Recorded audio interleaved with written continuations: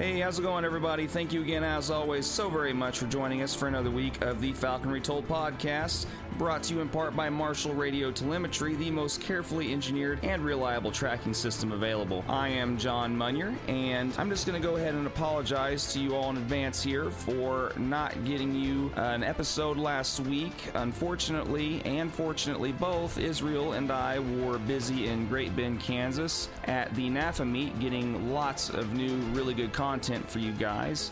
I am really excited for you all to hear these episodes coming up, but to kind of commemorate the fact that this is also our 25th episode, and to make up for the fact that you did not get one from us last week, I'm going ahead and giving you 2 in 1, and I'm going to give you all Jenni Buckley and Ann Price.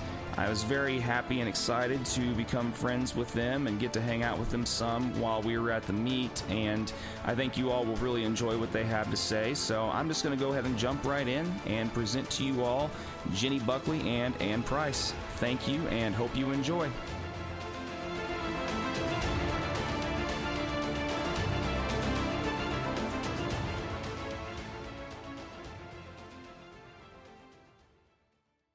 All right, and we are rolling, so 3, 2, 1, and it's windy outside because it's Kansas, and I had the fortunate pleasure to get hooked up with some of my friends out here, including my new friend, Jenni Buckley, who I'm sitting with in her wonderful dog food smelling hotel room.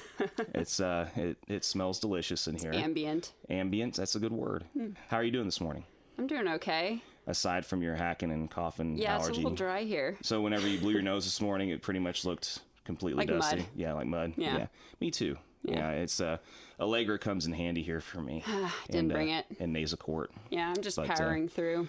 So everybody totally wanted to start, hearing our allergy issues, but in this podcast, but very descriptive. But that's just kind of how we roll, and everybody can just deal with it. It's all good. Yeah. So, but anyway, unfortunately, it seems like there's just not been a whole lot of game here this year. No. It's been kind of frustrating for everybody, but it's very frustrating. I'm becoming very intolerable to be around at this point. Like more so than usual. More so than usual. Usually it's somewhat tolerable in the realm of intolerability, but yeah, this is kind of, it's starting to reach that threshold, right? It really is, yeah. Well, I think that most of your friends would probably agree, and we won't name them. They will all agree that I'm intolerable. Well, fair enough. So we start off by, just kind of how we usually start most of these episodes off. How did you get the falconry spark? Well, there was a period of time in my early 20s where I was jaded enough to want to become a veterinarian. And at that time, I hated birds, hated them. Wow, that sounds really familiar. My wife still abhors them, but anyway. Yeah. So she's not a falconer. Oh, no. So I wanted to go and learn about birds and maybe grow an appreciation for them. So I started off like some people do in the realm of education with Raptors. And the curator at the place that I did some volunteer work at, her name's Ann Price. She is a falconer, and she took me out a couple of times with her, and it just kind of sparked something in me where it was like, oh my God, this is a thing. We can do this with birds. So then, went through that whole rigorous process of getting my license, and here we are. Cool. In a hotel room. So that's the ultimate goal with everybody's falconry careers, is just to end up talking to some dude and does a couple microphones in a hotel room, right? Exactly. Or a conference room or wherever. Yeah. So whereabouts in the country were you? Or were you still in Colorado at the time? Or Colorado forever. The whole time? Yep. Okay. And what area of Colorado do you live in? I live just southeast of Denver. Okay. So pretty much right on the border of a lot of plains area. So although I did start with a Kestrel, so flew mostly dairies. Interesting. So you took the more unconventional beginner's path. I did. And went for the red tail path was foregone for you. Exactly. Yeah, I didn't actually fly a red tail. I believe my red tail was the 7th bird that I had. I flew a pile of kestrels before that. So, well, I mean, there's a lot of different. I know there's a lot of different outlooks on that, and after having flown a couple now, I personally would still advocate for red-tail being the first bird, just simply because the weight management, learning that stuff. But if you have someone that's really experienced and would be a good mentor, I wouldn't be against it though. I mean, what are your thoughts on that? Just, I mean, having started with that. Well, so I wasn't crazy successful with kestrels. Mm-hmm. I don't know why I tried it 4 more times after that first one, because I really only enjoyed 2 of those 5 kestrels that I ever flew, and it is difficult. And for me, the difficulty wasn't really in the weight management of them. It was finding slips and setting up good slips for them, which, that can be a challenge, especially like in most states when car hawking isn't legal, or if you're just not interested in doing car hawking, then you have to find the perfect thing, which that's difficult for apprentices to do, especially if you're kind of self-taught and trying to learn it all by yourself. It would be extremely difficult to start off with such a small bird and be mostly self-taught. I mean, yes. You're almost dooming yourself to instant failure. Yes. Yeah. I would agree. Yeah. I mean, it's hard enough for an apprentice starting off and trying to teach themselves to even really learn just what goes behind finding fields and finding where the game's at, unless you're just blessed with a lot of those agricultural areas that have just a lot of English sparrows, or the easier starling slips, which unless you are car hawking with a kestrel, there's not really, in my opinion, such a thing as easy starling slips. Yeah. But, it's just, I can understand where that would be a very monumental task. That would be very difficult. So you said out of the 5 that you've flown, there was only 2 that you liked. Did I remember you saying like yesterday or the day before that one was a male, one was a female? Yes. So go into that a little bit then. Well, so let's see, the 3rd kestrel I flew was a 2nd-year female. Okay. And she was just a lot of fun. She really liked to tail chase sparrows, which, for a kestrel, a tail chase isn't that far, so it's not that big of a deal. Mm-hmm. But she was very maneuverable, really, really went for it. Unfortunately, she was lost. I had the trifecta of failures happen with me. She had telemetry failure, bad weather rolled in, and then there was 2 wild kestrels in the neighborhood that I think kind of chased her off. So that's exactly what happened with my first one too.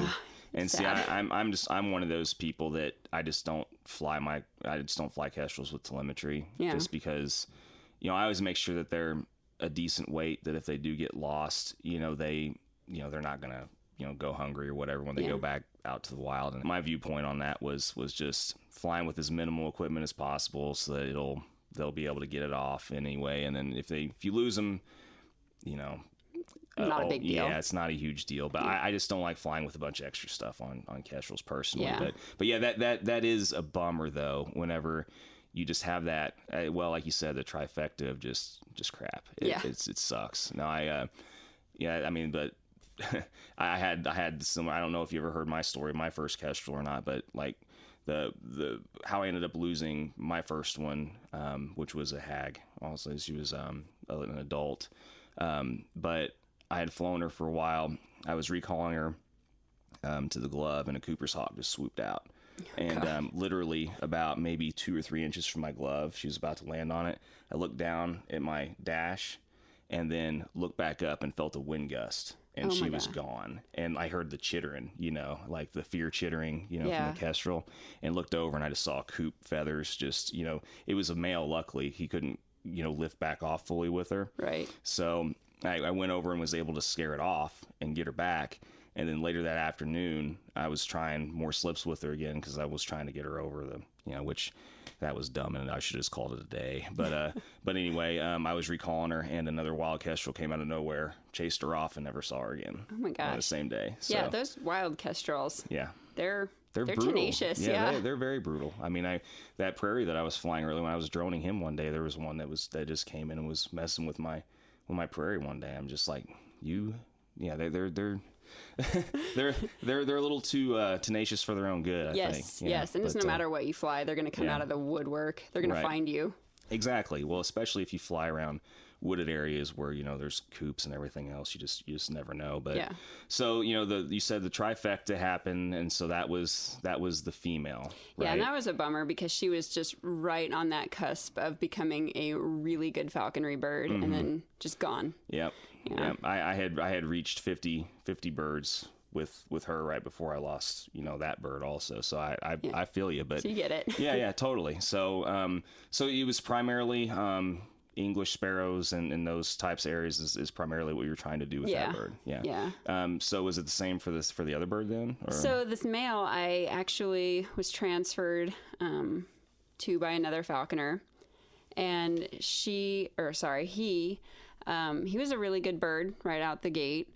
And I was trying to be really ambitious and take my kid out into the field with me and, a backpack. And I'm not a big female, so it's really hard to carry other humans on me as I'm trying to hunt at the same time and, climb fences and all of that. So that was a little bit of a challenge. But I can't imagine why that would be. Most people have a hard time getting through barbed wire fences anyway. But yeah, put a kid on your back, it becomes even... Well, now I understand why you said you like working out your legs more than anything exactly. else. Yeah, okay. Just so I can lift people. Yeah, maybe you should start factoring your back more into those routines. Yeah, probably. Probably should just in general. It's good advice. So you're lugging your kid through the field with this small kestrel, and then which trifecta happened this time? Nothing really bad ended up happening. I just decided that maybe kestrels just aren't for me. Okay. Took me a while to figure that one out, but yeah, so I figured that one out, and then after that kestrel is when I got my Harris, and that's where I've been since then. Well, it's so funny because I hunt with hardcore accipiter guys, especially goshawks. Goshawk guys almost every weekend, and I can literally hear their gears start to grind, as if they listen to the episodes where I start promoting Harris hawks over goshawks. But I agree. I mean, I've had a lot of fun with Harris hawks too, and it's just hard to match the versatility of a small male, especially. Yeah. You can just do so many different things with them. Yeah. Without all of the drama that sometimes goes into accipiters. So you get the Harris. Where did you get the Harris from?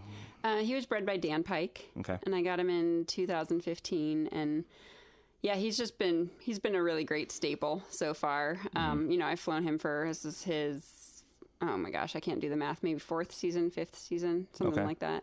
I'm not going to fly just a single male Harris forever, but it works right now. So you've never done the cast deal?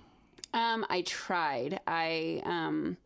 I got a female transfer from somebody else a couple years ago, and sometimes I think that Harris hawks just can't be transferred. They fit their niche, and right, yeah. Well, and they become so the behaviors they learn so early become so ingrained in them later. And then I agree. I want to do something different, and they don't want to do something different. Right, so. Right. Yeah. No, I agree. They're very smart. Mm-hmm. They're so smart. And if you don't do it right early on, or if they get some bad habits from someone else earlier, it's very hard to deal with that. Exactly. I would agree. But, like I said, so the bird you're talking about is your current one, Rufio, right? Okay, cool.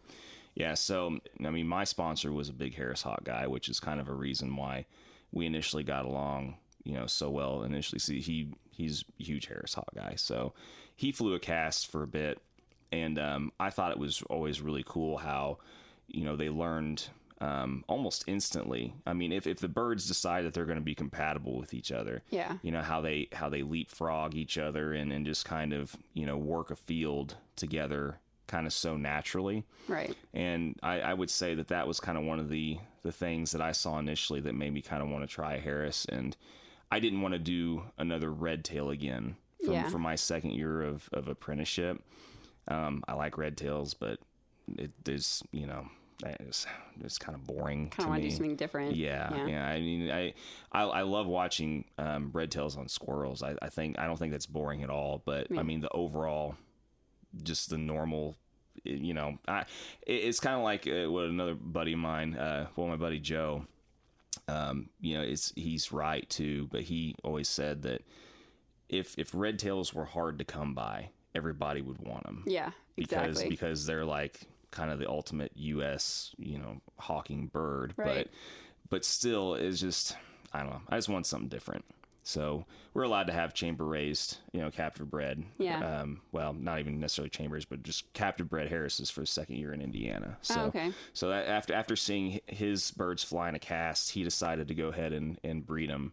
And, that was my first Harris that I flew from his propagation project. So, but kind of seeing where all these different Harrises come from, there's obviously you have like the Colsons and, a couple other main people, but it's kind of interesting, I think, seeing how different Harrises act from different breeding projects too. Have you ever noticed that too? I have. Just because you can put two Harrises together and make little Harris babies does not mean that you're going to get what you're looking for. Yeah. The genetics, I think, in Harrises are almost as important as even some of the genetics with some of the long wings and some of the different,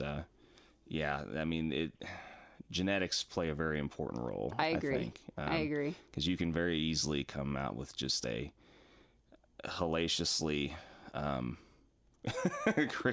crazy Harris. Just a totally crippled Harris. Yeah. That's why that, these names of big Harris breeders, that's why they're big names, because they're producing. They figured it out. Yeah, they figured it out. Yeah. And they keep almost, overly obsessive track of their genealogy between their birds and stuff. Yeah. Just look at the database.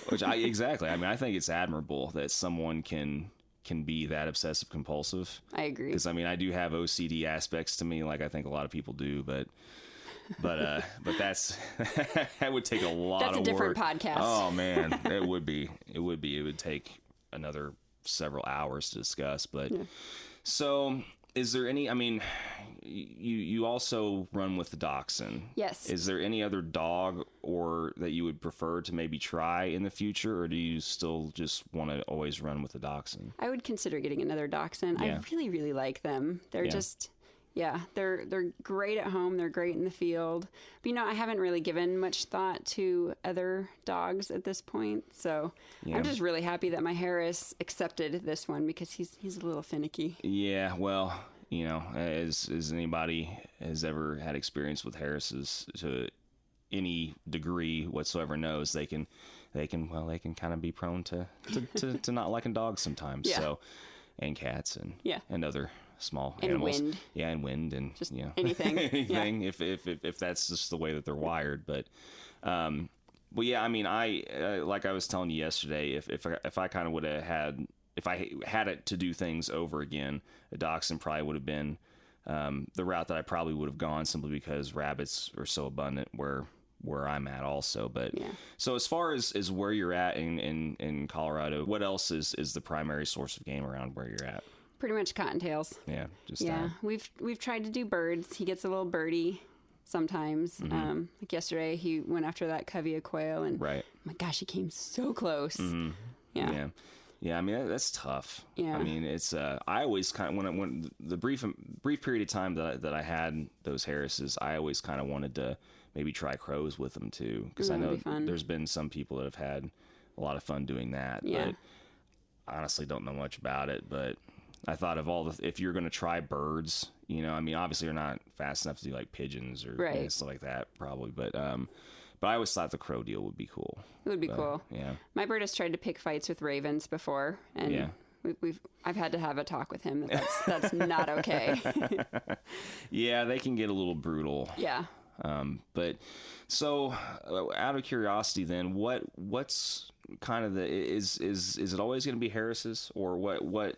Is there anything kind of that little inkling in the back of your mind it's kind of saying that you need to try something else at some point? Or what's going to be the kind of the next thing you think you might try? Well, okay, so I come off really strong that I'm really big into Harrises, and honestly, I don't even know that I really like Harris hawks as a whole. I like the one that I'm flying right now. Right. But I think next, you know, if I can really wrap my head around it, is I would love to do an imprint Sharpie. Mm-hmm. That's just, it's always been, the back of my mind that you got to try this, you got to try this. And it's the nest hunting aspect for them is very challenging. Yeah, you know? Especially in Colorado. We just, I just don't think we have the numbers there, so I think I would have to travel out for one. Well, yeah, I mean, there's a lot of places in Indiana where you can find them and stuff. Mm-hmm. Unfortunately, I don't know how much longer that's going to be because our state DNR has decided to approve a lot of those in quote unquote invasive, pine trees to be cleared out at some point. Don't even get me started into all the decisions that go behind that. I don't live in that world, but So is this your way of telling me that I need to do this like now? Well, I mean, it just depends on where you want to go to find one, but it's, I've flown a couple different Sharpies and, I've had, some trifectas involved with them as well. But, the last one that I flew, a friend transferred to me and I caught, about a dozen sparrows and few starlings with him before he must have got an abrasion or a scrape that I didn't see on his feet, whatever. Cause like he went really fast into, some pallets. By the time I saw it, it was over the weekend and he developed really bad bumblefoot in like the one foot especially, and he was compensating with the other foot, and so he just started developing it in that one also. By the time I could get him into the vet, it started swelling. It swelled so bad that, I tried to treat it and it just didn't take. So I had to euthanize him, unfortunately, but he was a fun bird, for sure. I mean, the only thing my short experience with Sharpies, and I'm sure there's plenty of other guys that could, tell you lots of different things more so than me, but they're really fun birds. Yeah, that's what I keep really hearing. are. But I've never had a bird before that's tried to find so many different ways to kill itself. I mean, they'll just you could be a parking lot away from like a McDonald's and that thing would like try to fly into a giant McDonald's window. I mean, it's just, I'm sure there's a lot of guys probably going like nodding their head like right now. And there's a lot of guys probably just going, wow, that was kind of dumb. So it's like basically having another child. It's almost worse. Oh, good. It's like a small, very tunnel visioned, willful child. Yes, I guess. You're totally selling me on this. I'm excited. No, well, and I mean, there's some guys I know guys like McDermott and some of the other, bigger accipiter guys have found ways to keep them alive for more. I mean, a lot of those guys are the guys that don't really car hawk with them so much. They do a lot more field hawking with them. Yeah. And me personally, and like I said, there's probably a lot better people that could have more of a better opinion than me, probably just from what I've seen with people that have flown them successfully and just flying them myself. Field hawking is really where sharpshins shine the most. Yeah. It's the most fun to watch, especially if you're, if you accidentally, kick up a lark or something like that, and some of those flights are really fun to watch. Yeah. And they're fun little birds. They really are. I definitely would not try and dissuade you whatsoever from getting a Sharpie, but me being kind of more of a falcon personality guy anyway, I just like kestrels better. Yeah. But I think you should try one. Typical falcon guy telling me that falcons are best. I know. I'm sorry. Not really, but I'm sorry. But no, I think you would have fun with them. Yeah. But do you think you would prefer a musket over, or what do you think you would like better? I haven't actually thought it that far through yet. Well, you should start. I should start. You really should. Yeah. I need to talk to some more people first. Yeah. Yeah. Yeah. Well, the musket that I flew, you probably hear some guys try and argue, the females over the males for sure. But the male that I flew, didn't have any trouble with starlings at all. I mean, he was able to roll them over and pin them down and handle them super easy. And I was flying him in the low to mid 80s. Oh, wow. Okay. Grams. I mean, like, their legs are just so long. Yeah. It's just like little toothpicks. Oh, they're fragile little legs for sure, but they know how to use them. Yeah. And, you know, like pinning, like watching him pin some of those starlings down was just really fun to watch, because they would be trying to just do their best to just pluck his eyes out, you know, and they couldn't reach him. Yeah. Because he was able His to, legs. his long legs just pinning them down, you know, but there's, unless you're wanting to fly quail and stuff like that, I mean, I think that, you know, either or would be pretty fun. Yeah, for which you. we have quail in Colorado, but nowhere close to me. Yeah, I mean, like we were talking about the other, they're like unicorns where we're at now. Right. I mean, they're used to, it's like anywhere else. I mean, there used to be an abundance of quail and lots of other things where I live, but I mean, just habitat loss, just like anything else, just it's hard to find. Yeah. So, all right. Well, I mean, sharp shins. So you're gonna pull one next year, right? Yeah, I guess I am now. Yeah. Well, what else? Anything else other than the sharp shins? I haven't really thought about it that much. I mean, what do you think about micros in general? I mean, you started off with micros, right. so you know it's. I guess it depends on what it is. I've flown enough kestrels at this point that I can say that I don't want to do it again. Yeah. I'm not a kestrel person. They're cute, they're fun, but that's just not for me anymore. Yeah. Merlins were on my bucket list for a little while there. Still on mine.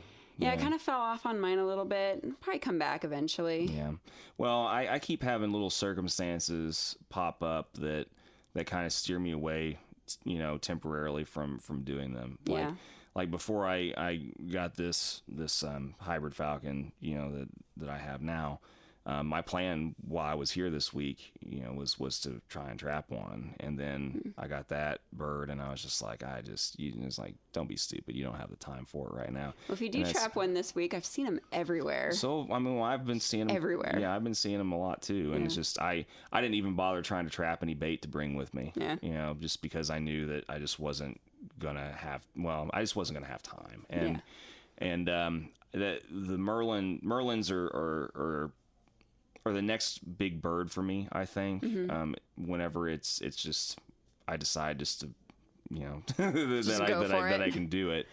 And I want it to be a situation where I can devote as much time to make that successful as I can. So, which, like I said, I think there's a lot of people that sometimes just get, you know, that they're impulsive. Well, a friend of mine made the analogy of, you know, it's just like when he started his falconry career, he's kind of like wanted to treat it almost like Pokemon, got to catch them all. Yeah, you know, exactly. It's like you got to fly them all, you know, and just want to fly everything. And just because you can doesn't mean you should. Right, exactly. So, but anyway, so yeah, that's probably one of the next things for me also. But what are you still doing outside of falconry? I mean, are you still kind of doing the veterinary type stuff, or did you go away from that? I kind of went away from that. The whole industry just kind of jaded me as far as, you know, animal care goes, especially when you have to do it with other people. Like, clients are not great to be around. So I had my first child about 8 years ago, and I've been a stay-at-home mom ever since. So it's been great for falconry, especially now that both my children are in school full-time. Yeah. And I'm still a stay-at-home mom. Right. But I did go back to school. So, basically I'm working towards getting my master's eventually. I'm doing my second BA right now. I'm so sorry. I know. I actually like school now. Oh, wow. Yeah, it's a little different now. I always say it's easier when you're more of an adultier adult. You're a little more into it. So I'm doing that right now. So I have a lot of time to fly, so it's been really nice. Right now is probably when I should be flying another bird, but I have such a good thing going right now that I just kind of don't want to mess with it too much. Well, the most important thing is that you're having fun, and if you don't want to ruin that, how dare you? First of all, how dare you for not wanting to ruin that? I know. Be miserable sometimes, like the rest of us. Yeah, you know, you're not banging your head against the wall. You're not doing real falconry, right? Yeah. It's it's kind of like I have all the time in the world to fly birds, even though I'm in the middle of about 20 different things, and have about 100 different irons in the fire at all times. But I mean, I work night shift, and I just stay sleep deprived constantly. So that's my solution to everything. That'll work out. Yeah, it's worked out amazingly so far. But I mean, it's I think people lose sight of that a lot. It's just the most important thing is just to not get so wrapped up in what you think mentally is going to be the next idealistic thing. Right. And just simply have fun. Right. I mean, there was right after my prairie died a few weeks ago, I went through a very short phase where I thought, I don't know, you might as well just trap you a stupid red tail and just kind of just kind of coast through the rest of the season and just throw in the towel and wait until something better happens next year. But I don't know. Like, I guess there's never really an ideal time for anything. It's just kind of like people say about like having kids and stuff like right. that. I mean, there's no perfect time or a perfect setting or right. perfect anything to be able to do the next thing. Yeah. And you just kind of have to make it happen and will it to happen, if you're going to do it. So, yeah. But I mean, the cool thing is though, is you have an established Harris, you have an established dog. There's not really much teaching. I can totally understand why you wouldn't want to screw that up. Right. Well, and it's really important to me also to just be available to my family. I'm not one of those people that's going to blow off my family for the entire season. So again, how dare you? I know. God, I'm so selfish. You are. I mean, do your kids like coming out in the field with you at all yet? They do. My 8-year-old is better about it. My 6-year-old, she's got little legs. She gets bored. She gets poked with yucca. She didn't like it that much. So they pretend like they do for about. I get a good solid half an hour out of them before they start complaining. Well, that's a good 29 minutes and like 50 seconds longer than my 11-year-old. So I mean, my 11-year-old is just in that stage right now where I think that he would rather just have nothing to do with me and just play Fortnite all the time. Oh, so, yeah, that's the age. Yeah, pretty much. But I remember taking him out in the field when he was I don't know, he was probably, I was flying my first bird. It was 2015, so he was probably 6 or 7 at this point. And my buddy Mark, one of his favorite stories about going out in the field with my kid was it was kind of a warmer day, and we were flying my red tail around this kind of industrial area or whatever, but there was this pond or whatever, and we got back around this little pond, and we were kind of getting back to the road to kind of walk back to the truck, and he just Mark's standing there, and my kid looks up at me and just goes, "Dad, I'm dehydrated and I'm hot and I want air conditioning and I want to go back to the truck." And Mark just looked at him and just started laughing. He still talks about that being as like one of his favorite. He thought that my kid was so hilarious after that. And he's like, what 6 or 7-year-old talks like that? Right. He's just like, "Dad, I'm dehydrated. I'm overheated and I want to go back to the car." So it's fun. Like, I don't really have too many experiences yet with, unfortunately, like, he's gone hunting with me a few times. Right. And did your kids ever really struggle with the whole putting the game down thing, or did No, actually my kids are really, really good about that.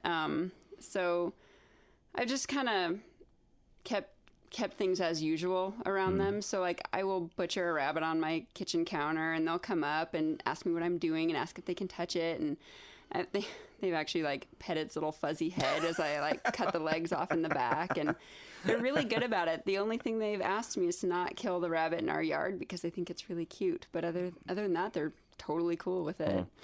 Yeah, it was kind of funny because my kid for the longest time had this idealistic version of everything. He didn't really want to come out on hunts or anything because he's like, "Dad, why would I want to go out with you in the field and watch you kill all these innocent little animals and stuff?" And I'm like, "Well, son, it's nature. It happens every day, whether you like it or not. That red-tailed hawk is going to go after that bunny every day, no matter whether you like it or not." Right. So I got him to finally come out in the field with me one time, and one of the most funny 180-degree like flips in personality that I've ever witnessed in my kids so far was, I caught a rabbit with my first red tail, and I'm getting ready to dispatch it, and my kid comes up behind me and really quietly and just kind of looks at me and goes, "Is it going to pluck its eyes out?" It's like, "When's it going to pluck its eyes out?" And I'm like, who are you? What do you think happens out here? I was just like, what happened to like my nature loving, fun, like, just not wanting to kill a little bunny, kid. Like he's just like, well, when's it going to pluck its eyes out? Just kind of waiting to like see this happen. I'm just like, who are you still my child? Like, but it's funny seeing, I always like talking to other people that that have kids consistently in the field with them, because I don't get to do that. Right. So, I mean, it's kind of weird because they either want to do it or they don't. Right. Like falconers have kids that are either ruined on it like instantly, or they instantly take to it and then they become, falconers eventually themselves. Yeah. I didn't know if either of your kids would eventually kind of go to the dark side or not, or they might, but right now when I take them out, I kind of have to make a game out of it with them because, they're little kids, they get bored. Right. I get bored if I'm not fleshing stuff. So like yesterday? Right, like yesterday. Yeah. I got a little intense, didn't I? Yeah. Everybody's like, sitting around and, I've already cracked open the beers and everything, and you're out there giving you guys evil side eye. Yeah. What are you guys doing? Yeah, and I eventually picked up on it, and all your friends abandoned you, but I didn't. I'm just going to throw that out there again. Yeah, you are a true friend. Thank you. Yeah, but yeah. So, what exactly are you wanting to do with the masters? I kind of just want to teach a little bit. I know that sounds really flighty, but I really just want to go and just kind of do adjunct teaching, like just staff, like substitute type stuff, or like that side class college professor deal. Where, exactly. The kids need the remedial English class or whatever to fill their I'm not going to teach core remedial curriculum. English. but yeah, basically that. I'm in a unique position right now where it's more, I'm looking for something that's more fulfilling than needing to bring in income. Mm-hmm. So it's just, it'll just be more fulfilling for me, and then keep my schedule pretty open so I can still be there for my kids, so I can still go out and hunt. And right.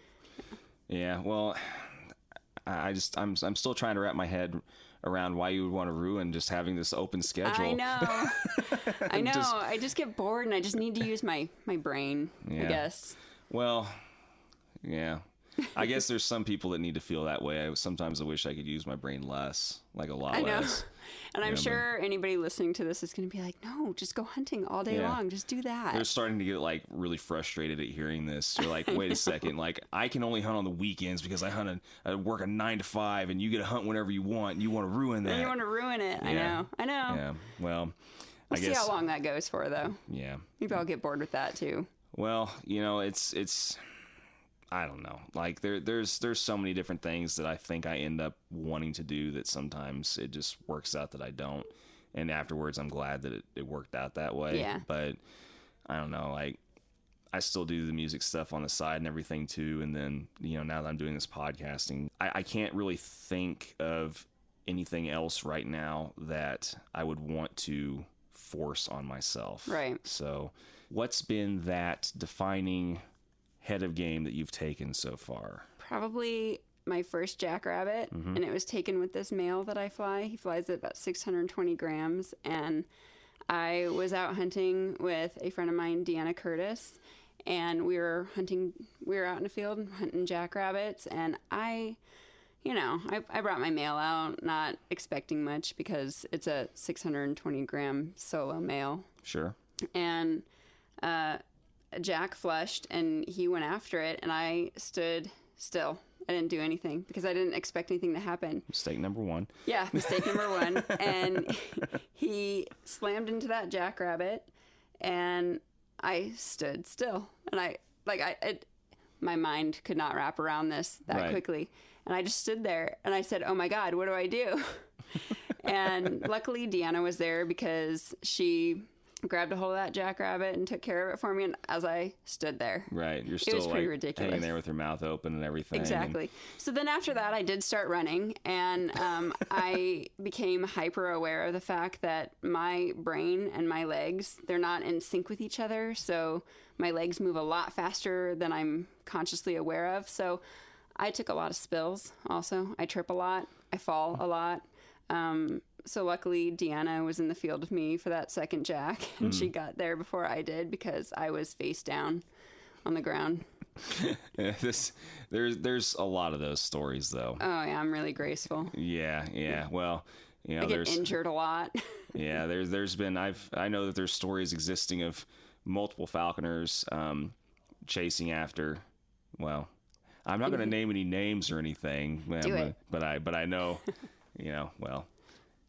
some close friends of mine have actually run into each other before, trying to get to the jackrabbit, just colliding to each other and then falling on the ground. And then they're like army crawling on their bellies trying to get to the jack and just to see it get away, just enough time for them to get there and stuff, So that stuff happens. And, I remember the first time that I flushed a jack also with that first Harris that I flew was kind of the same thing. I stood there for a second and I forgot that I was supposed to run because trust me, I got coached and, I got the full, just the full rundown of what's supposed to happen beforehand. But there was like a delay, kind of like the same thing. And they're like, run! Like, what are you doing? You're just shoot, yeah. And I was just like, oh, right. I was like, okay. So I started running and, it ended up juking her and getting away. But like, I just remember, being about 15 yards ahead from the initial start of the run and thinking, I'm going to die. I am so not in the right shape for this. Right. And, every year that I come back to Kansas, I always keep thinking about how I'm going to develop this, modified training regimen. Like somehow that's going to magically help me to start getting into shape like two weeks to a month beforehand. And it never happens. Yeah. I always end up, borderline pulling a hamstring and ending up with, cramped calf muscles and stuff like every time because all of my friends for the most part that I hunt with, there's no running. This is not going to happen. Yeah. And so, it's I think that I don't know what's going to happen to them whenever there's still a moderately middle-aged person that's going to, whenever those people get old also. That sounds really bleak. Well, for them it will be. I'm hoping that by then we'll have basically taken on at least one or two more younger apprentices in our group by that time, just so we can use and abuse them. This is why you get apprentices. Yeah, just to run in there. But I've also, had other fun instances before too, not with the Harris, but with some Goshawks, running in there and making sure you secure that first jack for that goss, and next thing you've got sets of talons in multiple hands and stuff. The bird's not even holding on to the jack anymore. You've got a forearm on the jack and you're using the other hand trying to dig talons out of two different sets of hands. And luckily you don't have to worry about that with Harris's so much. Yeah. But I did, like last year whenever we were here though, my buddy Greg, was flying both of his Harrises off a T-perch on a jacks, and that was really cool to watch them tandem hunting on jacks also. I thought it was just as much fun, if not more fun, than watching them tandem hunting out of trees because they just keep coming back to the pole perch and then both launching off of there as soon as... I think that's still the best way to hunt Harrises if you're going to hunt them on jacks. I have to agree. I know there's a lot of naysayers as far as T-perches go. Why? I'm not sure. I don't get it. I don't get it. I don't get all the mentality with that though. Right. It's no different than a tree. Well, exactly. Yeah. The whole purpose of falconry is to set up your bird for the most advantageous way for them to catch game. Right. So why wouldn't you? Wwhy wouldn't you? Yeah. If they'll do it, and especially for jacks too. And for even if it's two birds, they're a lot smaller than jackrabbits are, and if you can give them just that little bit of an advantage, it's not even that much of an advantage. It's like 4 extra feet higher, so it's not that big of a deal. Right, and and that's really only a major advantage, if you could even say major, if the jack flushes like less than 10 yards in front of you. Exactly. If it's flushes like 30 or 40 yards in front of you, whatever. But I've caught jacks off the glove with Harris's and on the T-perch. Yeah. But it's if nothing else, it's extra work for you. You have to carry a T-perch around. It is extra work. A couple of birds on it. But I still think that I know there's people out there that dog on it or whatever, but I'm just like, it's just the new thing to complain about. There's always got to be something, you know? Well, yeah, I forgot. I forgot about that. It's falconry. Yeah, this is true. Yeah, we got a bandwagon onto something. So. Yeah. Where did you catch that jack at? Was it? So he's caught 3 jacks, and they were all somewhere east of Denver, and then one was actually the other one was way east of Denver. So east. Okay. Yeah. So you don't have to come near as far as I do to get into jackrabbits. No. Yeah.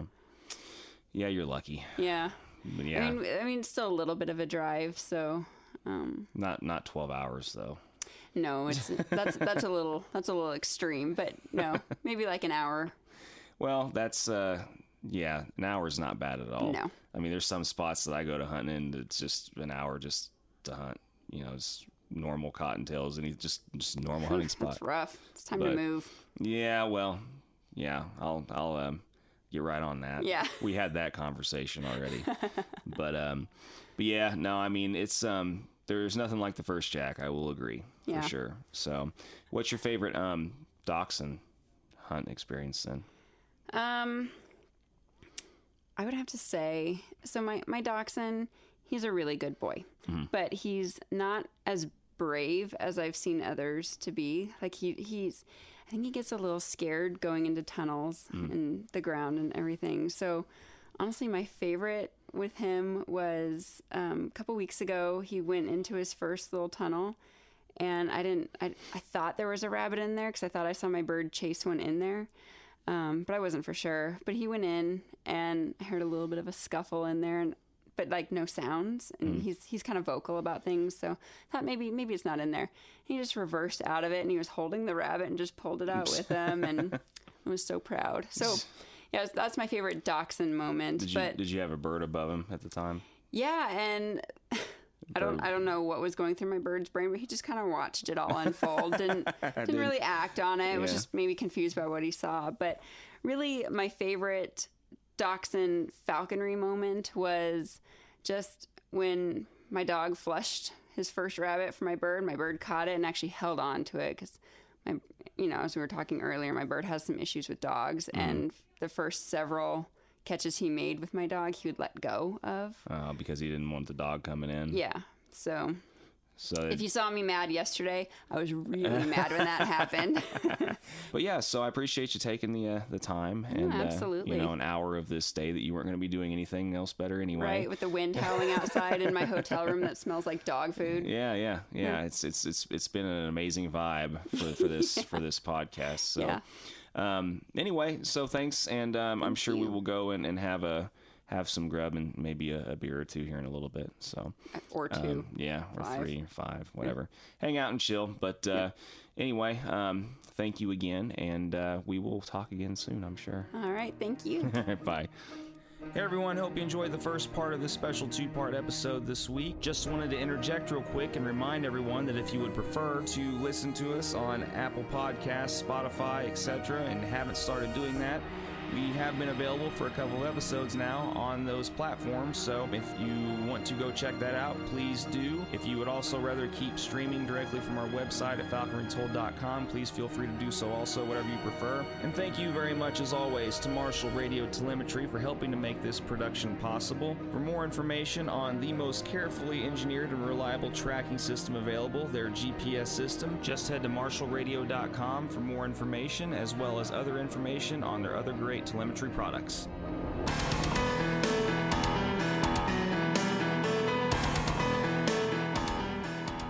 Okay, now it's time for the second part of our special 2-part episode this week.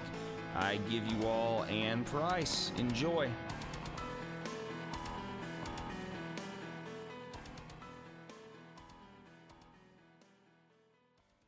Okay, we are live, and 3, 2, and 1. You're already laughing. That's so awesome. Ann, how are we doing? It's been a great week. Yeah. Having fun here at the NAFA meet in Great Bend, Kansas. Yeah. Well, I mean, you said you didn't get a chance to get out this morning, unfortunately, because of all the snow and everything. But what were you planning on doing initially? We actually had intended to meet a landowner at his office here in town, and then we were going to go out and look for some pheasants. Okay. And my bird's just working up to that because I fly him off the fist. Okay. It just, bad timing with the weather, but that's falconry and that's a NAFA meet. So yeah, it's and just life in general. Exactly. Yeah. You can't plan anything or everything, I should say. And we had a good chase yesterday, so no complaints. Awesome. Cool. Well, what are you currently flying? I'm flying a chamber raised 4th season Tiercel Giarmato. Oh, okay. Oh, very nice. Well, Yeah, he's a small one. He's flying at about, he was about 450 grams last season. Now he's probably 460, 465, and I know he'll be heavier than that by the end of the year. well, that was bigger than the male prairie that was flying earlier, trying to train early this season before he died, unfortunately. But that's falconry too, right? That's what I tell people when they say Giarmato, a male. How big is he? I said he's basically Tiercel prairie size. Right. Well, he was flying, in like the 410 to 415 range, somewhere around there. So he was pretty small Tiercel for a prairie too. But I really haven't gotten much of a chance to kind of experience any of those kind of hybrid flights. I mean, I've seen a couple other types of hybrids fly, the hybrid falcons, I should specify. Yeah. Well, I've seen some hybrid gosses too, of course, because that's all the goofy guys around where I live decide that they want to hunt is those silly goshawks and everything. But so. I mean, how has the Giarmato deal worked out for you? I mean, it's been a really interesting learning experience. The one thing I figured out and that I've been telling folks is they take 3 years to grow up, just like a gyrfalcon. Okay. He is such a different bird now. He turned 3 in May, so it's his 4th season. He's such a different bird now than he has been the last couple of seasons. Initially, when I got him, I was looking for something just a little bit bigger than a Merlin to fly at dairies and feedlots because I flew passage Merlins for about 14, 15 years, and I really, really enjoyed it. I still love Merlins. They will always be my favorite falcon. But in Colorado, where I fly, we have our migrants showing up by the middle of October. Sometimes I've seen them as early as September 30th, and they are just so aggressive and so territorial. Over all the years of the adventures and misadventures and close calls I've had flying Merlins, the number one problem has been from other Merlins, wild Merlins. And I just got tired of my bird getting beat up. I've never flown a jack. I've only flown females, not necessarily by intention. It's just kind of how it worked out. Anything or whatever. Yeah. No, I would love to fly a little jack someday. But I tell you, I've had my Merlins come back to the glove or the lure with their, number 9 primary sticking straight up, feet cut, tarsi cut, face cut, sear from tangling. And it just got really, really frustrating. And the best bird I ever had, nearly lost in February, got chased by just this vicious jack that showed up and established his territory. And I drove around for an hour and a half without even a signal. Jeez. And I thought she was, here in Kansas. It was very windy, and it was just a miracle. I think she learned to recognize my truck, and we were just doing these circles around each other and finally intersected. So I just got tired of that. I said, if I was looking for a Perlin or a Gyr Merlin, the world's most losable bird, as I've heard them described. And when this fellow came along, I initially started flying him like a giant Merlin. And he seemed to like that. He was sitting on the backs of cows, baby stuff, trying to figure everything out. We did okay our first season. Second season, he kind of slowed down on the starling thing. And one thing I figured out pretty early on is eventually the large flocks started to overwhelm him. And he never wanted to go after pigeons at my facility. And we didn't have many. We had a flock that would be from like 5 to 15 individuals, and you would hardly ever see them all together at the same time. I would just have zillions of starlings. And it was a dairy operation, not a feedlot. And, but in the field, training, baggy or behind a tree, a buddy, a game launcher, as I tell people, we could have launched an iguana and he would have gone after it. Pigeon, chucker, he loves them, but he likes those single flights. So last season, which was his about a third of the way into, I said, you know what, I'm done with the bird thing. This is too frustrating. He's sitting and not making productive attack runs. So I said, you know what, I'm going to switch to rabbits. And I hadn't spoken to a lot of people that had flown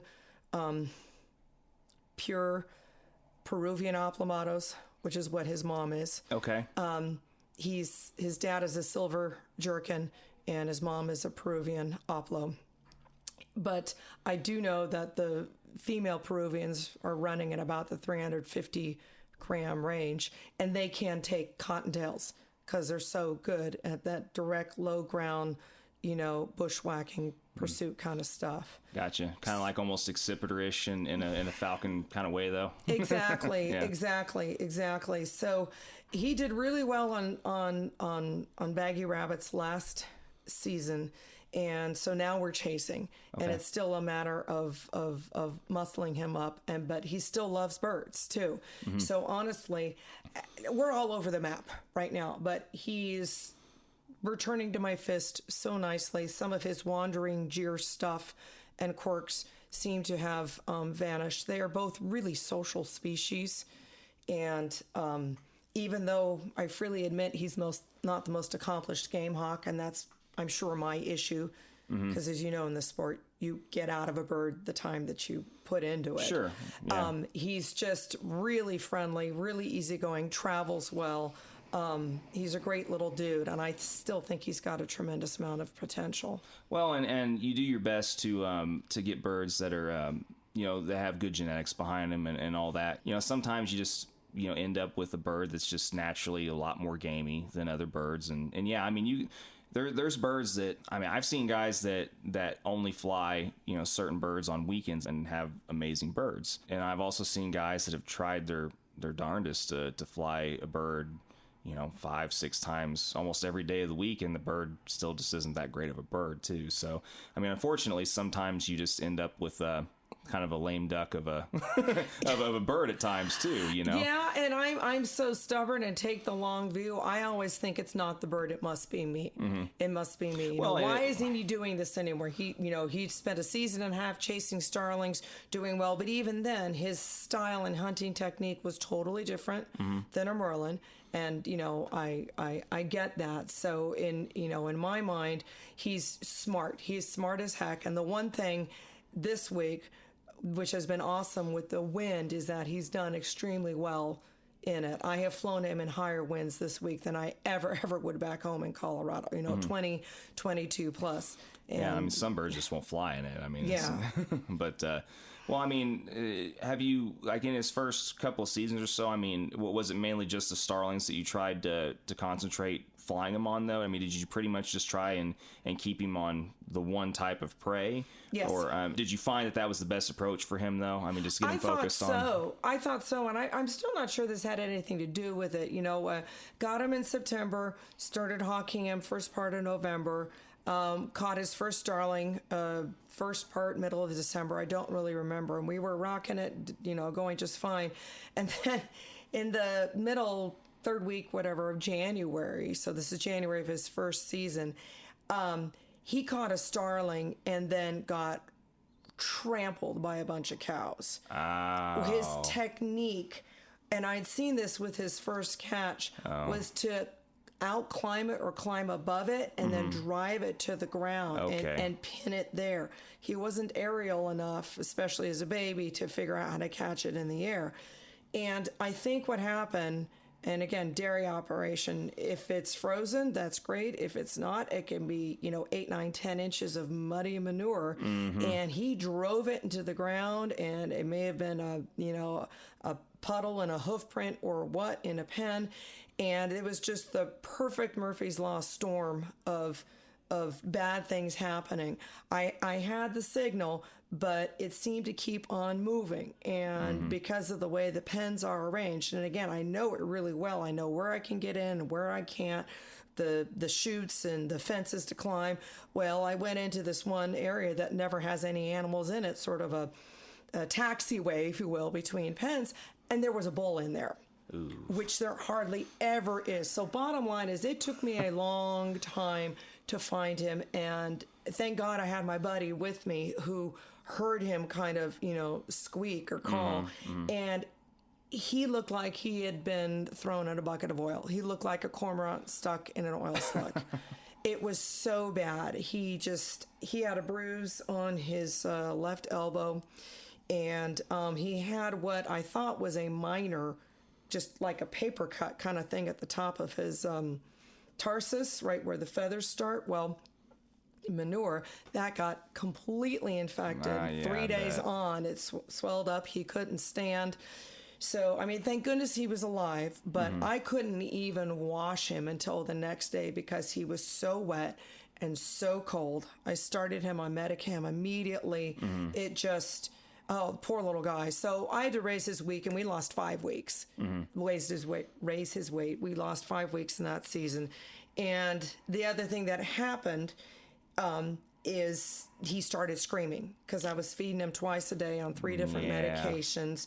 I told people, I said, it's like a teenager suddenly breaking a leg and being bedridden, and suddenly their mama's all up in their business having to help them to the bathroom and help them to get dressed. Nobody wants that. Right. But unfortunately, a couple years on, that has mostly subsided. But honestly, I'm not sure, with exception maybe of a couple more flights later in that season, I don't know if he ever went after starlings again with that much gusto. Well, I mean, it's understandable. That's what everybody says, and it's like, is he smart enough to realize, that cows are dangerous and this is not what he wants to do? Yeah. Maybe. Well, and like I said, there's some birds that I think learn a lot quicker and a lot more readily than others. Because, I mean, I've had encounters with birds before that you're just like, why would you ever want to do that? And then you would think that getting the crap bitten out of your foot would maybe teach you maybe that you don't want to go after that kind of stuff anymore. Right. But other birds, they don't care. They'll go after cats or whatever. He is definitely smart. Even here this week, flying on a property, he found a nice high, I don't want to say it was a grain silo, but it seemed to be like the very top part of a silage barn or a hay barn. Almost looked like a church, but obviously it was ag. And he sat up there once and he saw a pheasant running, and he went down into thick cover, winged over. Of course, it popped up and got away from him, but then he turned around and he went right back up there. And then the next day we just could not fly near those buildings because he had that spot and he knew it and he wanted to go back. And I'm trying to keep him on my fist. Yeah. And the oplo in him, that's been honestly, John, the most interesting thing. His first couple seasons, I never know which bird is going to show up. The gyrfalcon that's just going to want to leave at some point and go on walkabout, right? Or the oplo that's going to run around on the ground and crash into the bush like a crazy person. So that's been very interesting and challenging and at times frustrating, but at other times really fun and cool. Well, and I know other guys. I mean, there's a couple other guys that I know that have tried Germatos before, and for whatever reason, they just didn't end up liking the flight style because they could train them to kind of stoop to some degree or whatever the case may be, but they would want to kind of tail chase. And that's fine with me. It's what each species naturally does in the wild. Yeah. Yeah. But for whatever reason, it's just not the kind of style that they're looking for whatever. And I've not gotten a chance to really see an Aplomato fly in person. Unfortunately, it's something I would like to see. To be perfectly honest, aside from the ones that the prairie that I trained earlier and the one that I'm trying to man down right now, I really have not gotten to see a lot of the bigger types of long wings fly. So it's really hard for me to kind of process, whenever people have these certain preferences, at times of what they like or don't like about some of these certain birds, especially these hybrids. because I mean I haven't even seen the full versions of each bird. Right. Fly, I haven't seen the pure versus the mutt. Right. Yeah, I mean, or whatever you want to call it. Yeah. Exactly. So if someone says, well, I mean, there's more of the jeer, this, that, or the other, kind of like the whole walkabout thing. I mean, I've heard the same thing about jeers and stuff too, but I mean, it's it's fascinating to me whenever I hear different falconers' perspectives on how these different species of birds fly, mainly for me because I haven't got to see many of them fly in person yet. And so it's hard for me to kind of wrap my head around it, but I still think it's interesting regardless. And it's been a learning experience for me. And again, with the birds not doing what I wanted to, my natural instinct is to assume that I'm giving it a confusing message. I'm not being consistent, or I'm asking it to do something that it's not naturally, instinctively wanting to do, or has not been conditioned. Right. You're not going to ask a kestrel to stoop after a duck. Right, exactly. Well, yeah, for sure. It may find it very interesting, like jacks. We've had a few jack bursts off the fists. I think it would be an exaggeration to call them chases. 2 weeks ago in Colorado, it got up and it's just brown and you're going and ho, ho, ho. And it ran about 8 feet to a fence and stopped. And he was so tiny, the jack didn't even view him as a threat. So he gets there and it's like, well, what are we doing? And he's hovering. So that long tail, he's got the oplo to do that. And the jack's like, oh, please, and just scooted along the fence. And my bird was, whoa, what was that? And he landed on the fence post. So he'll jump off because it's the burst of the fur, but he clearly wants no part of it, which is fine. I don't want him thinking he needs to be taken for a ride, have anything to do with the jack. Sure. Cottontails, he's good at, as long as obviously they don't make it to a hole or pry his feet off in covers. So I want him to be safe. Well, and the other little aspect of all that stuff too is you're specifically kind of talking about the behavior of a chamber raised bird also. I mean, not even getting into the imprint, stuff, I mean, and I mean, I've flown birds that have been imprints that you wish that they weren't that dumb. Yeah. But the aftermath, if it works out okay, it's a cool story. But getting through the baby phase getting through that that initial terror of of having to deal with hawk, falcon, whatever, getting these birds to do what you want without just being overly just ignorant about what they're dealing with sometimes is just it's very stressful. So I can imagine, especially these hybrids, when they're not cheap birds, I mean, you're investing a lot of time you want to be successful, but you also want to be successful within reason also. And you don't want to have a borderline heart attack every time you go out to fly your bird. Yeah, exactly. So it's supposed to be fun. Yeah, this entire endeavor it's supposed to be fun. I used to tell people that I was in a happy rut. I was in a very happy rut with my Merlins, and it was all good.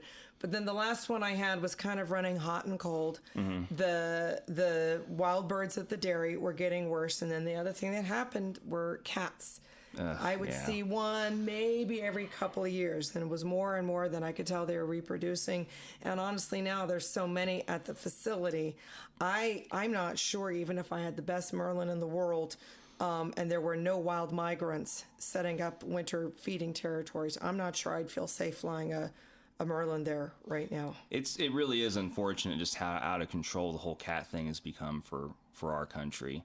And I mean, I know it's even worse in other countries like Australia and I mean, I really wish that people were a little bit more conscientious of the whole cat issue, keeping their cats inside. Absolutely. And the American Bird Conservancy does a very good campaign about that. And, to some extent, I mind it for me personally, but in terms of the operation of this dairy farm, they want to keep the rats down. Both they've got some big Norway rats, and they have obviously, deer mice, field mice, house mice, that type of thing. And I don't think anybody feeds the cats or does anything at all, to support them. But between the hay and enough shelter, or maybe there's a worker putting out a dish of water, they have certainly multiplied in the last 3 or 4 years. Yeah. And it's a different issue in people's backyards where they're clearly house pets and they could be kept indoors and they're perfectly well fed with good veterinary care, but they just wander outside and they're bringing home songbirds and amphibians and herps and being exposed to other diseases themselves. Well, I was shocked. A buddy of mine was telling me about a study that he read where they basically did it's basically a rabies centric study, and I was kind of shocked to hear that actually these feral cats are one of the top, if not the top, carriers of rabies. They're just so. It's just so prevalent with them, and I mean it makes sense. I mean there's just so many of them out there. Yeah, and they're fighting with each other, and raccoons, and occasionally stray dogs, skunks, other native wild mammals. Sure, yeah. I mean, what drives me nuts, and look, I'm not gonna sit here and wish undue harm on any animal or anything. Americans love their cats. Yeah. People love their cats. Yeah, but it drives me nuts whenever they'll pick up these feral cats, they'll spay or neuter them or whatever, and then they'll just put them right back out where they found them. It's very controversial to do otherwise. Yeah, I know, but it's just, gosh. The bottom line is they're an invasive species, and I wish that we had a better way of dealing with that.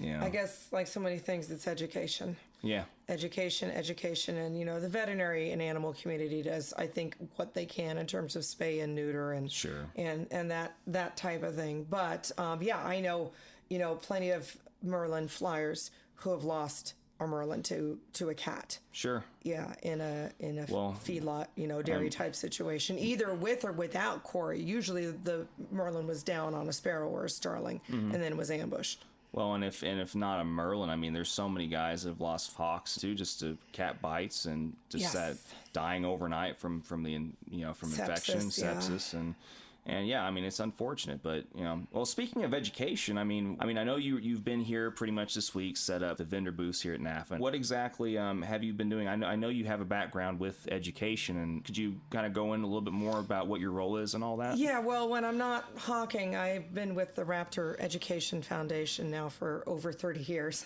and kind of hard to believe. I'm the curator. So we have 28 Raptors right now. We've had up to 31. And we don't do any rehab. It's just education and a little bit of research. So I work with rehabbers around the country, and we receive birds that are non-releasable. We have had and have a couple ex-falconry birds as well, especially peregrines that are past their prime and flying, and either are done breeding, that kind of thing. So last month or so, we have a new coloring book out. It's not a short, simple story. Fortunately, we have time. The original text was written by Francis Hammerstrom back in 1985. And it was the first coloring book on American raptors available in the United States for an American audience, for kids. And the illustrations were done by Don Malik, who was a preparator and artist and, field, artist illustrator working for the Denver Museum of Nature and Science. And he and the founder of the Raptor Education, Peter Reshetnik, actually met in Botswana. And they were working on this one of the last big American expeditions to go over to Africa, collect a bunch of animals, and then put them in a hall in dioramas. So the Denver Museum of Nature and Science one is Botswana. And Don has done a huge set of African raptors as well. You've probably, if you've seen anything with good illustrations on African raptors on quarry, you've probably seen some of his work, but unfortunately, he was dying of throat cancer while he was completing these drawings. And so he's been gone quite a long time. And a lot of people, your generation and younger, don't know his work. If you have the National Geographic Field Guide, the one with the bald eagle and the painted bunting and the great blue heron on it, one of the standards, one version had the little thumb tabs, the little half moons, Okay. He did all the woodpeckers in there, all the owls, and most of the raptors. So Birds of North America, or Raptors of North America, and then published by an outfit in Boulder, Colorado. And then in 2001, 2002, I was asked to completely rewrite the text and expand it, which we did. And so then the book was in print continuously for 34 years. Okay. And went out of print, I believe they all got sold and vanished 2016, I think. University of New Mexico Press in Albuquerque picked it up. So this is now the third version of this book. I rewrote about a third of the text from what I did in 01, 02. Talk about NAFA, the origins of falconry, added a whole new page about raptors in the 21st century, because a lot has changed, especially since 2001. I mean, bald eagle, peregrine falcon are both off the endangered species list. We have Cooper's hawks through the roof. Kestrels are still declining. So there's all sorts of, information. And coloring is such a therapeutic, popular pastime now for adults. And so I love the fact that they put the male American kestrel on the cover. It's, it's bright, it's attractive. And like I say in the intro, I think raptors are a good first bird for kids wanting to learn about nature and learn about birds. They are big and they are slow. They stay there for a few minutes, unlike a warbler or, a finch that it's in a bush and it's gone. Right. As speaking of the whole kestrel issue, I live in southern Indiana, and we keep hearing about the declines in the numbers for that particular species, and it's hard for us to wrap our head around sometimes that those numbers are declining, in other parts of the country, because luckily we haven't really seen it so much in our area. Do you have a little bit more insight that goes into why? I've been, following the American Kestrel Project through the Falconry Fund, of course. And if you look at a lot of their regional studies, and even with the Raptor Research Foundation, they've had a couple of, meetings and gatherings and tons of papers about the decline. Because here in Denver, or back in Denver since we're in Kansas, I'm not seeing a decline either. The route I would drive to get out to my, the dairy. See a dozen of them. Yeah. I would say honestly trending, 6 months out of the year, September to March, same amount of kestrels I'm seeing now as I saw in 2002, 2005. But from what I have read in other parts of the country, it's a multiplicity of causes. And frankly, in parts of the upper Midwest, the Great Lakes, there are some places where they were attributing the decline to the increase in Cooper's hawks. Okay. I think I'm not sure if it was exactly through the Raptor Center at, University of Minnesota, or it was kind of sponsored or, worked with them. They had some kestrels placed throughout the campus. 6 of them hacked out. All 6 were killed and eaten by Cooper's hawks. Jeez. Yeah, so definitely an issue there. In other places, it's habitat loss. There's no bugs for them to eat. The open fields and edges are just being plowed into parking lots and apartments and things like that. I've seen some other studies where they wonder if it's noise, as freeways are widened from 4 lanes to 6 lanes, and those edges, there's the proximity of the noise, the pervasive noise to trees or buildings or anywhere where there might be their cavity nest, causes a decline in productivity. Pesticides, even if they're not outright killing bugs, they're reducing the numbers of insects available. And it just depends on where in the United States the little guys are. I'd read one study where they put, I think, boxes up in orchards of some kind, and maybe even been a vineyard, and then they compared the productivity to boxes in more urban environments where there was more light pollution past sunset, where there was more noise, typical human activity. Okay. And there did not seem to be much of a difference in how many eggs were laid, how many eggs hatched, how many babies fledged. Again, what I tell people, if you really, really want to know about kestrels, you got to go to AKP and Dr. Sarah Schulwitz, I think is how you pronounce her name, and the crew up there, because they're the ones with really the long-term data. I'm happy to see kestrels here in Kansas, because I have to tell you, I went to South Carolina for the first time in April, and had to fly into Atlanta. I picked the weekend of the Masters golf tournament. I had no idea. I was visiting a friend. So I drove 3 hours from Atlanta, crossed the Savannah River into northwestern South Carolina, round trip. I didn't see a single kestrel in either trip. Wow. Black vultures, turkey vultures, red-shouldered hawks, red tails, all sorts of weird, unidentifiable dead things on the road, but not a single kestrel. And plenty of what I would have considered outstanding habitat, too. Interesting. Yeah. Yeah, that's so weird. And I love little falcons, too. I do, too. I'm always looking for them, and especially out here. Is that a kestrel or a merlin? Is that a merlin or a prairie? Yeah, I'm always looking. I think most falconers are. Yeah, I mean, I love spotting kestrels, and I mean, a merlin is still like one of the next main things that I want to fly. I've flown, like I said, a couple kestrels now, and I think most people that have flown kestrels, especially, have had run-ins with coops, and that whole shebang. It's like flying a pizza pocket. Yep. Everybody out there wants to eat you. Hot pocket. Yeah, exactly. Yeah. No, I get you. But it's not funny. It's like Jurassic Park out there. I can't tell you the number of species I've had come after my merlins. Yeah. I mean, what can you do? It is what it is. It's just another one of those unfortunate, just unfortunate side effects of what we of what we do. The highest of highs, the lowest of lows. This sport, I tell you. Yeah, for sure. But so I mean, you love merlins, and you've flown obviously different. What other species have you flown? And we usually kind of normally get into people's stories of how they get into the sport and everything a little bit. What did you experience to get into it? Extremely non-traditional, funky, weird start into this sport. When I was about 11, my great aunt, who never married and is a story in and of itself, she was living in Honolulu when Pearl Harbor was bombed. She sent me, she knew I loved animals my whole life, but had bad allergies. And she sent me a book called Gifts of an Eagle. Not very many people have heard about it. It is a true story of a man named Kent Durden and his adult son who got permission from the state of California in the 50s to take a golden eagle out of the wild and raise it.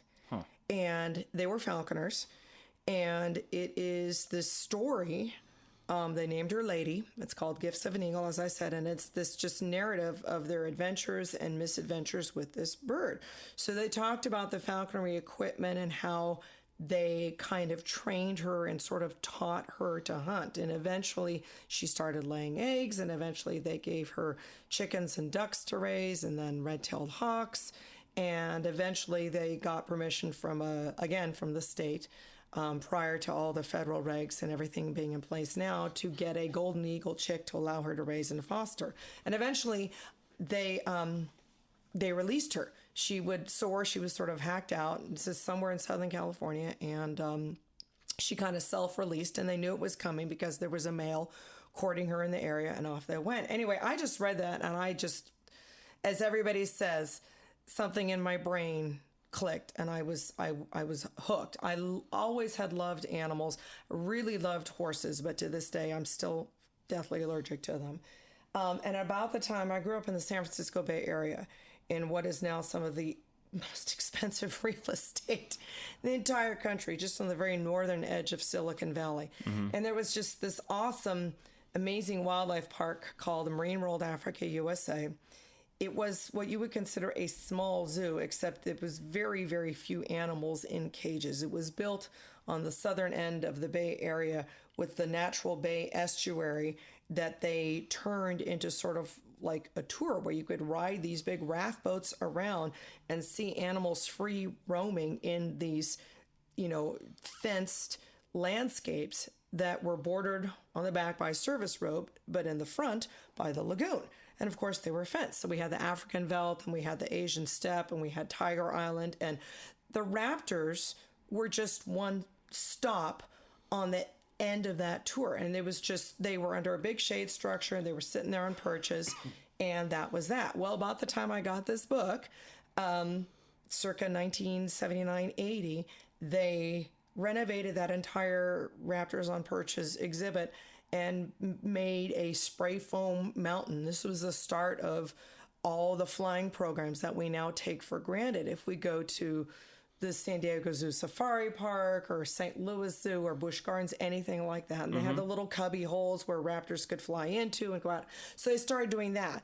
And they would have the handlers come over across the lagoon because the audience would stand to bring a red tail or something after and talk. And I wanted to be around them. I just thought they were the coolest things in the world. And I started checking out books on falconry, and I finally asked if I could volunteer there on the weekends. I was 12 years old, and I didn't even think they would let me touch a bird.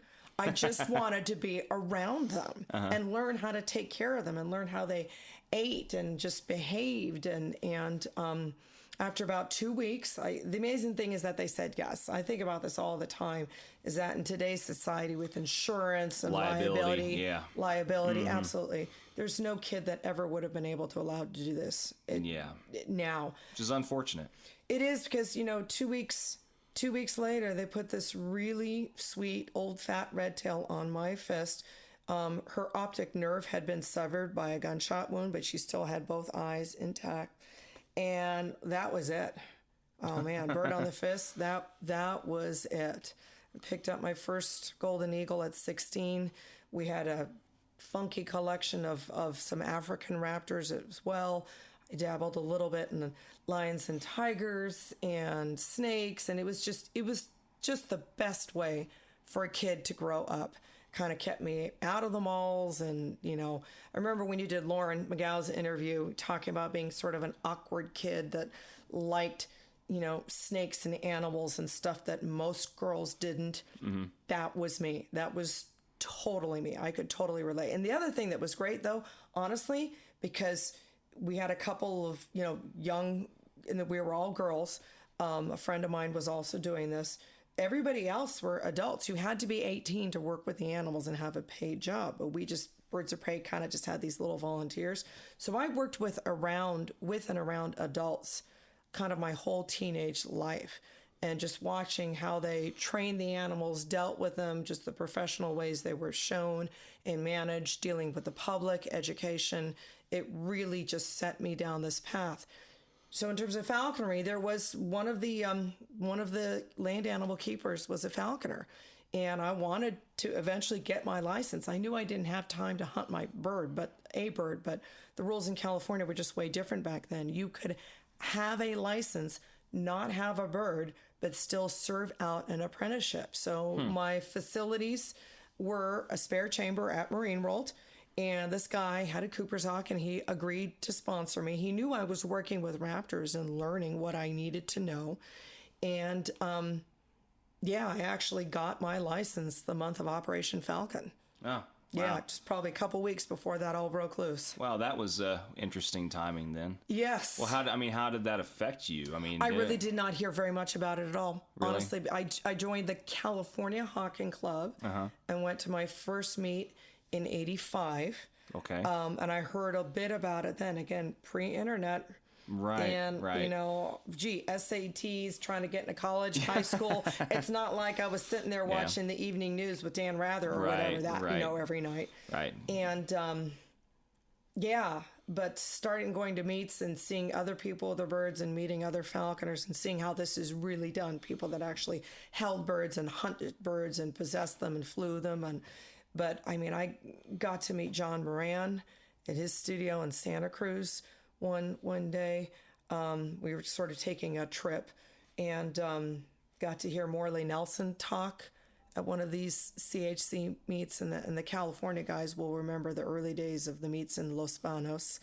And so I didn't actually have my own bird until I moved back to Colorado after I was married, when my husband was still in the Air Force in the mid-90s. But I was still continuously working with dozens of species of raptors and flying in demonstration type situations, Harris hawks and red tails. And we had a long-crested African eagle who was just awesome, and a great horned owl. And so yeah, it was very, very much a Heinz 57 of birds, so to speak. Very much so. And I was talking to somebody about this, a couple of years ago. To me, falconry has always been sort of this globe of skills. Yes, knowing how to hunt is critical, and that's what falconry is. But I very much believe that husbandry and behavior and ecology and how you present it to the public is as important as well. You're not going to be able to hunt your bird if it's not in good feather. It's not going to be in good feather if its nutrition isn't good and you don't understand what it needs, anatomy, physiology, all that stuff. So I kind of learned all that stuff first.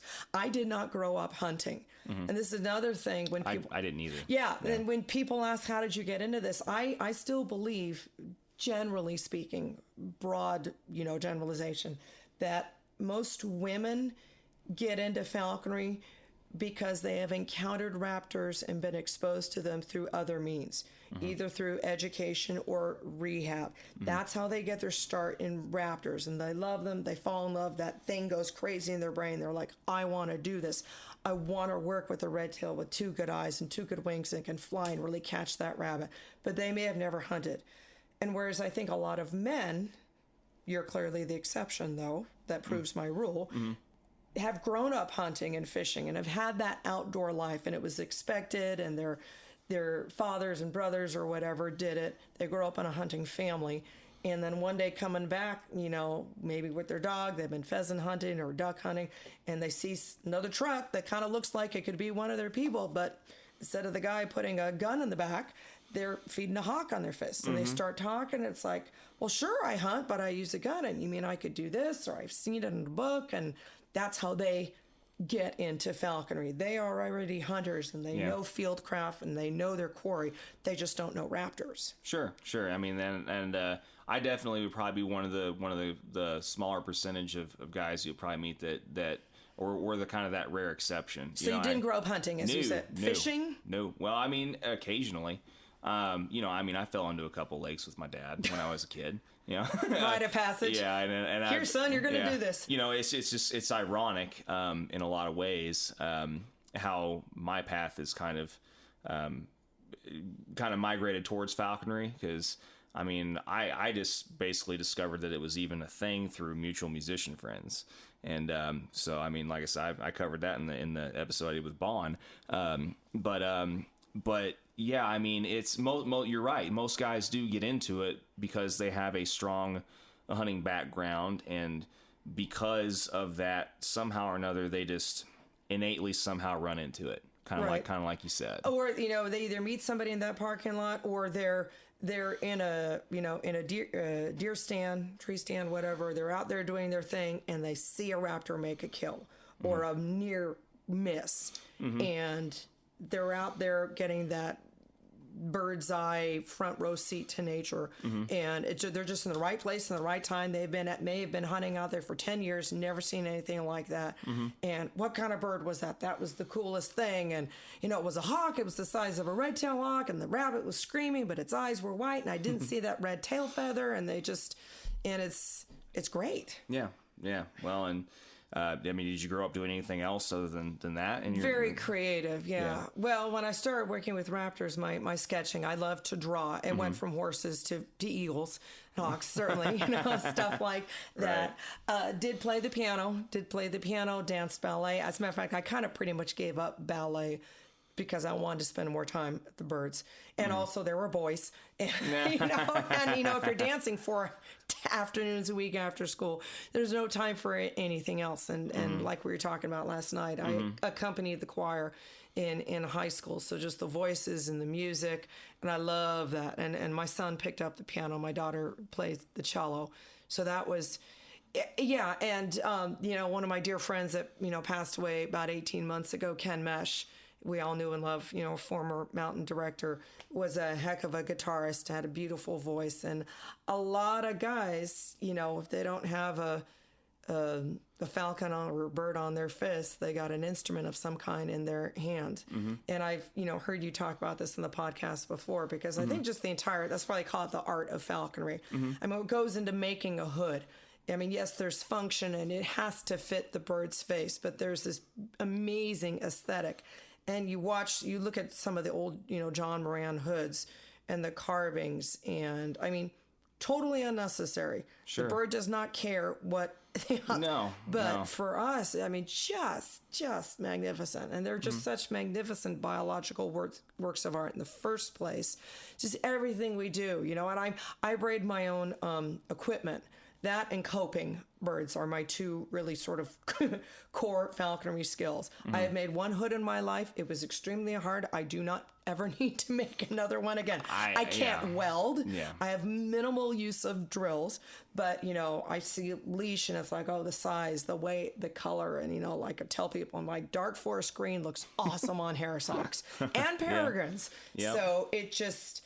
If you're passionate about your bird and what you're doing, most of us really like the good, cool looking gear or stuff that's just very functional. And, I've become a little bit of a hood junkie myself.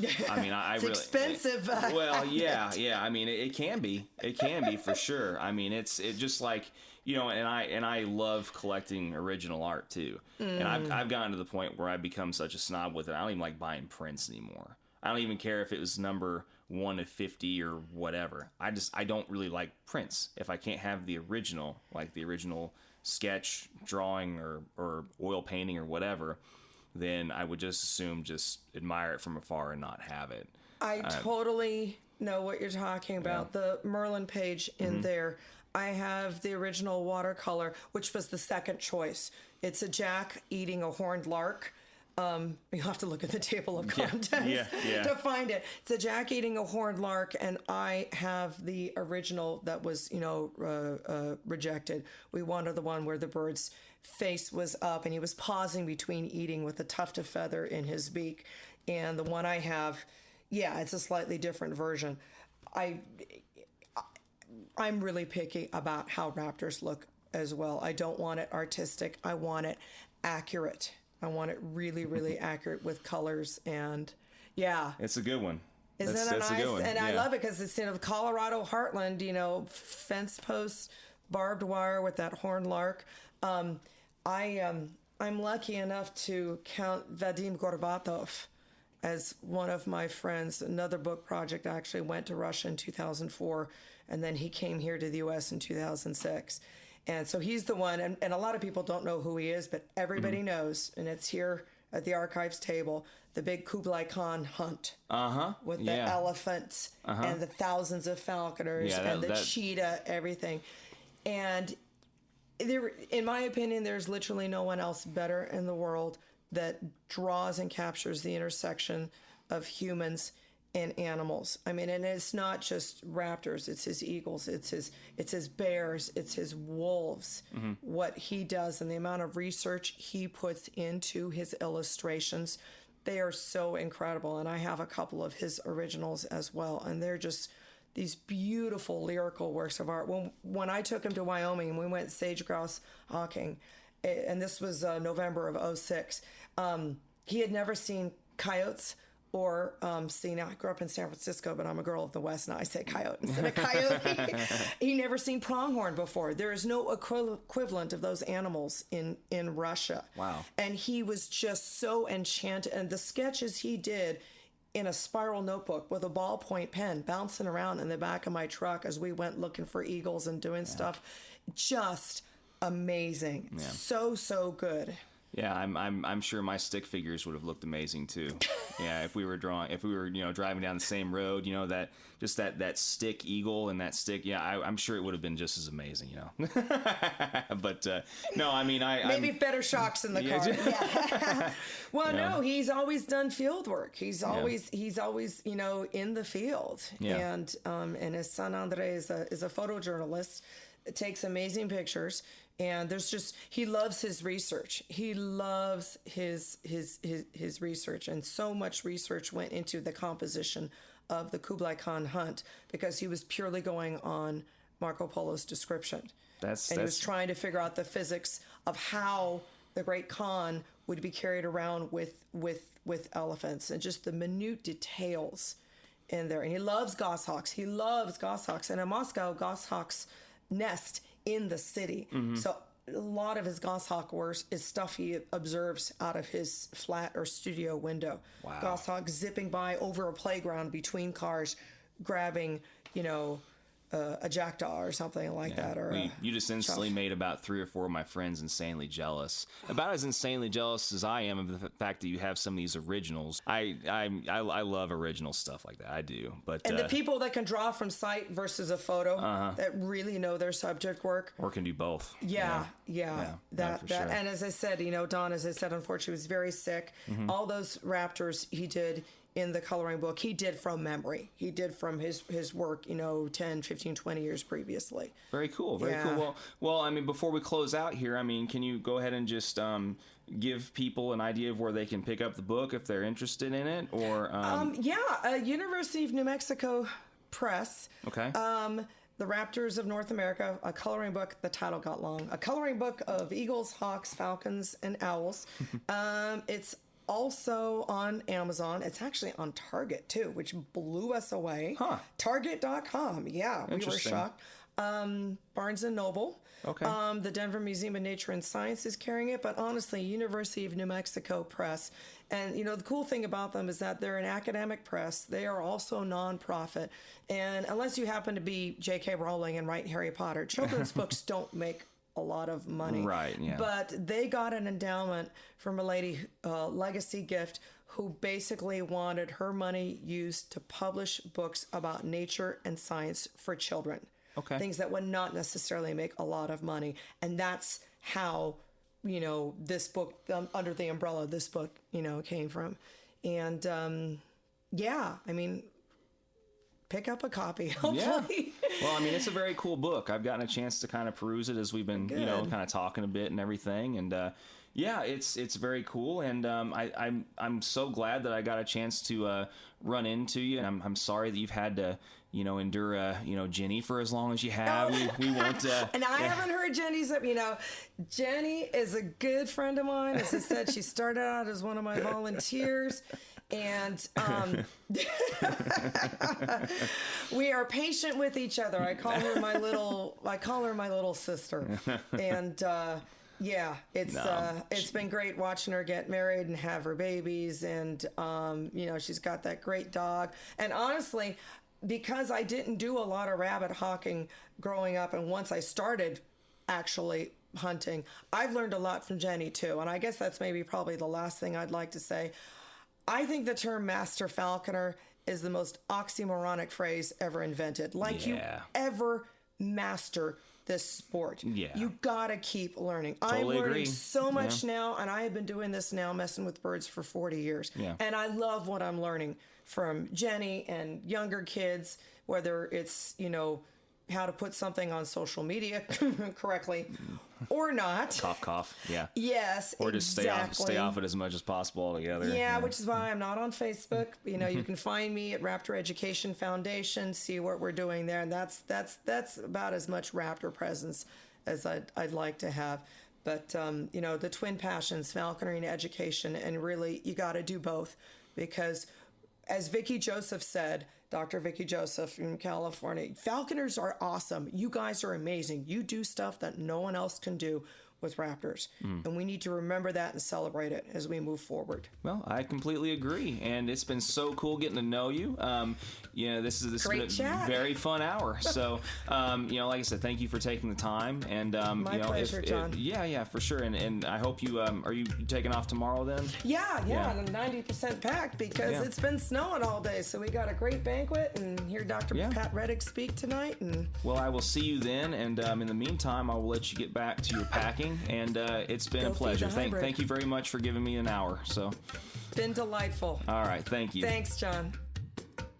All right, everyone, that brings our special 25th episode and 2-part episode to a close this week, and I really hope that you guys enjoyed it and hope that it kind of made up for the lack of one last week. Really hope that you all have a happy Thanksgiving and enjoy the holiday weekend. Please stay safe and be sure to tune in, as always, next week. We'll have more great content in the following weeks from the NAFA meet, and we got some really cool stuff coming up for you all. So please stay tuned, and in the meantime, be safe, take care, and have a great weekend. Thank you all so much.